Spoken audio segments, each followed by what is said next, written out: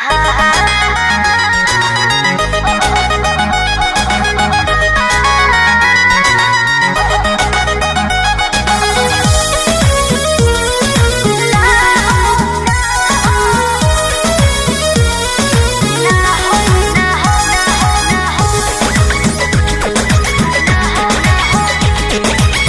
खाली मिलन बुलाती हो, चुमा में पखान डगराती हो।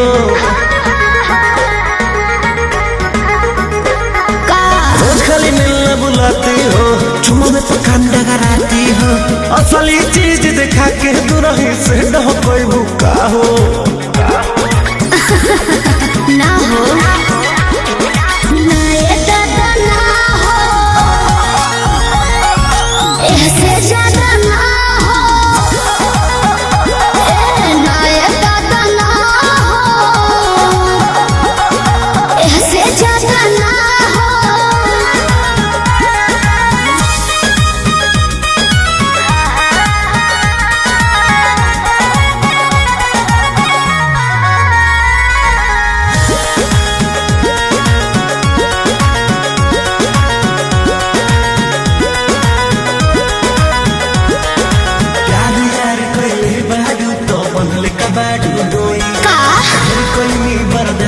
गोरी अब बर्दाश्त न होई।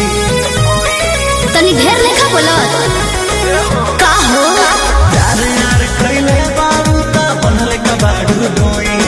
ढेर कइनी बर्दाश्त गोरी अब बर्दाश्त न होई। डोरल भरबा बहुते लागल प्रीत के बीच ना बोई। शादी से पहले बापू कमाऊ ना होई।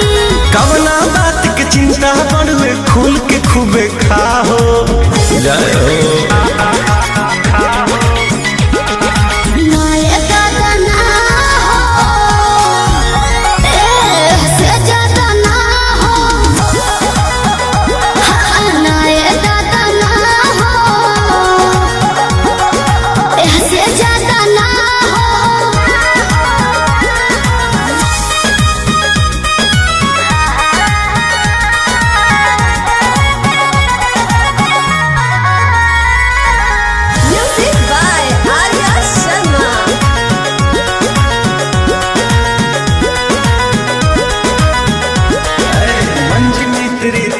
जानू अब कैसा शर्माना, लव मैरिज करके जब तुमको हमारे घर है आना। अपन को तेरे घर नहीं आना है, समझा? तू मेरी है हम तेरे हैं, फिर कैसा शर्माना। लव मैरिज करके जब तुमको हमारे घर है आना। चिकन चिकन बात में राजा हम ना तहरा करब। जब से नूर डलबो तो हम तोहरा के न माना करे। हार्ट बीट बढ़ल बा दिल के बहिया में आ जाओ।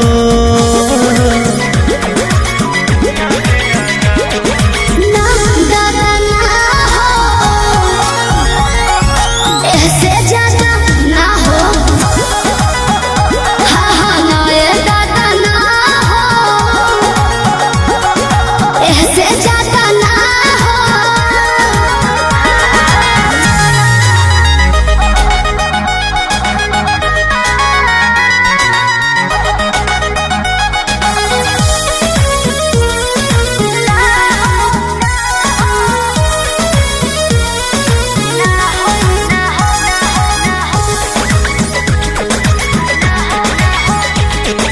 रोज खाली मिलन बुलाती हो, चुमा में पखान डगराती हो।